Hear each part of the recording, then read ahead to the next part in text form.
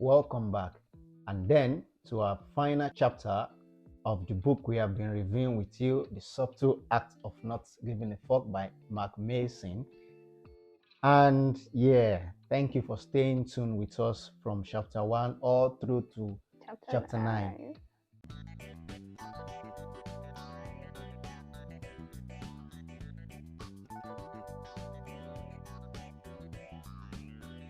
The title of this chapter is And Then You Die. I mean, what a way to end the book, right? Yeah. All the title of this book are I always find it very, very intriguing. Yeah, They're all the always titles of the very catchy chapters. and all that. Mhm. And even to the last one. Yeah. Okay, so Mark Manson started the chapter by telling us a story about when he was 19. He went to a party with one of his friends. His name is Josh. Yeah. And a guy that was full of life and enthusiastic about life and all that. And they were talking, and at some point Josh fell to his death. And during the party, he fell to his death. Apparently, he was a terrible swimmer. Yeah. And this drove Mark into a great depression like never before. He was depressed for over a year. Everything they tried for him to get back to life wasn't working. Yeah. He kept having various dreams about Josh. About his friend. So at some point, he had this particular dream that Josh was insinuating that, why are you not living? Why are you Yeah, worried why are about you me? scared of Why are you living? scared about the death, my own death, and you Yeah. are afraid of living? Living. And that gave him a wake-up call.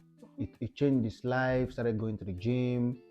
It basically changed his life, turnaround, a total turnaround. Better values. He had better values. Like he said, his wake-up call was when he had a dream, and his friend said this to him: "Why do you care that I'm dead when you're still so afraid to live?" And this happens to a lot of people. Believe me. They are scared of living. Yeah, a lot of us are scared of death rather than to live. live. Yeah. And death is very certain. Yeah. That's the only thing That is we certain. are certain Yeah. about. So this, after he dreamt about that, and his friend said that to him, so he had to Realization. he had to realization about it. So he said, pre-tragedy, I was inhabited, unambitious, forever obsessed and confined by what I imagined the world might be thinking of me. Post-tragedy, I morphed into a new person, responsible, curious, hardworking. I still had my insecurities and my baggages, as we all do, as we always do, but now I gave a fuck about something more important than insecurity and my baggages. So, like, when his friend said, "Why are you scared of living?" he realized that I'm just scared for nothing. I should have better values. I should take advantage of good opportunities, and that helped him to morph into a better person, responsible, taking challenges, living a good life, basically. I think that is an important lesson we should take from that. Yeah. When we hear about people that die around us, it should give us a wake-up call that it might just be us tomorrow. It might just be. So at the moment, what are you doing? Live. What are you doing about your life instead of being scared about death or worried about death? And mark everything in your bucket list. Do you want to travel? Do you want to buy a car? Do you want to be responsible, to have good integrity? Because all of the things we are doing when we are alive are the things people remember us for when we cross over. Yeah, basically.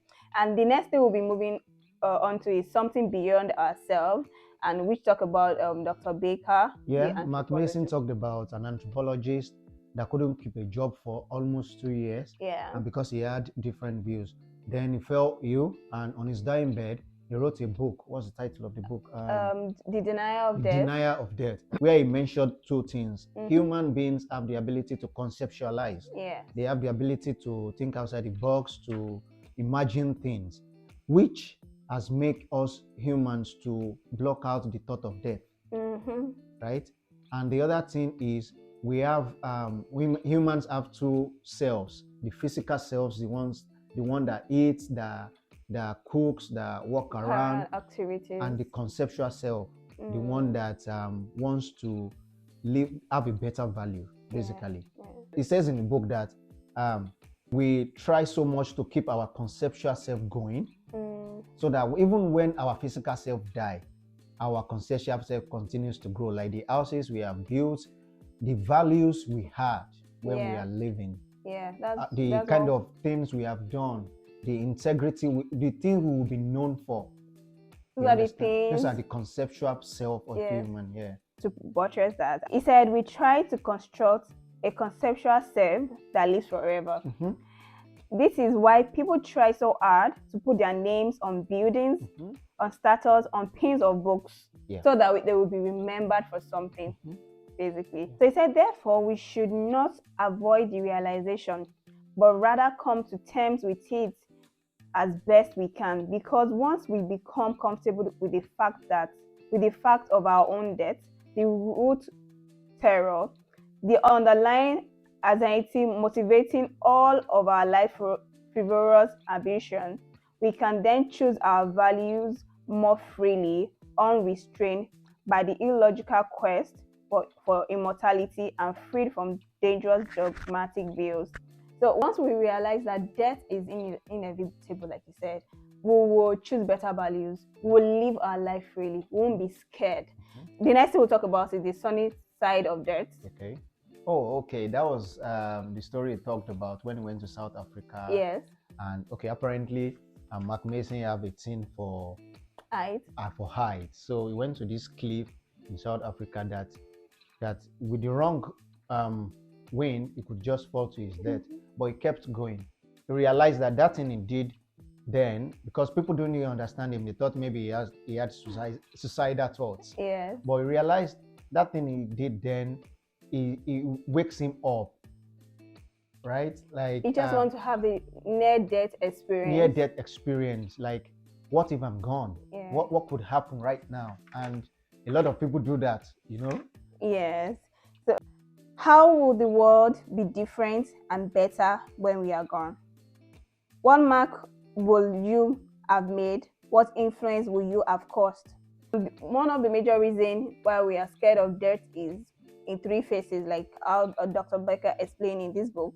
He said because it's hard, because it's scary, then because we have no fucking clue what we are doing.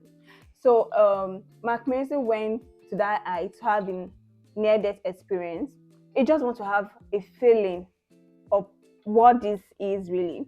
And with that experience, he will know, okay, when I'm gone, what will people really remember me for? How have I influenced people? What legacy What am I legacy leaving? am I leaving? Have I touched people in a good way or bad way? So from chapter 1 of this book, which has been emphasizing on better values, be happy, you're not special, Yeah. it will make you realize that when I put all of these in place, I won't be worried about it. This book has encouraged us to live the best of our lives, Yeah. and such that when death comes, we are not going to be scared of, oh, I've not enjoyed life to the fullest. Because we've had better values. Yes. So basically, this is just to crown all what we have been reading Yeah. from chapter 1. The book basically boils down to better value. You know, it says not giving a fuck, but the point is giving fucks to things that are most important, Yes. right? And having better Values. values Be and happy. being happy.